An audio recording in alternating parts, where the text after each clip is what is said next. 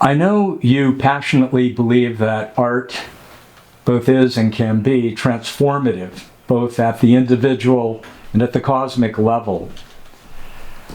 When asked to describe the relationship between art and awareness, Pablo Picasso replied, "Art washes away from the soul the dust of everyday life."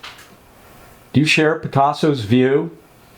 How, in your view, in your experience, does art nurture awareness and reflection? Oh, I totally agree with Picasso. I believe by creating work of art, I contribute to universal awakening of consciousness. Work of art can give us capacity to enjoy peace, harmony, unity. Also help us to deal with anxiety, depression, fear. And again, I got a story where we were, if I can share the story, we were having a show in Cleveland, and we were flying from Spokane to Cleveland. And usually we carry with us few prints of our art, of my art. After a few minutes in the air, the stewardess started serving us. Then I said, okay, we're going to give her a little piece of art.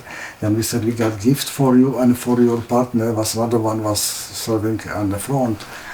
And then we gave her a piece of art. She thanked us, look at it.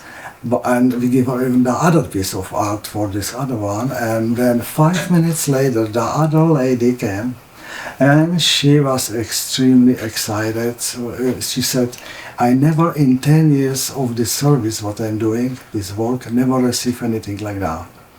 And she also was amateur photographer. Then she was excited about what she see. And she asked us questions, how you make it and all of that. And in that moment when we start talking and explaining how I'm doing this art, what kind of technique, and where they're coming from, then other people start around us, and all of a sudden was about 4 or 5 people ask, may I see a piece of art, can you show me, and start sharing with us experiences, what they experience with art or relationship to art. And not just that, they start putting even the little personal stories in it from life and living.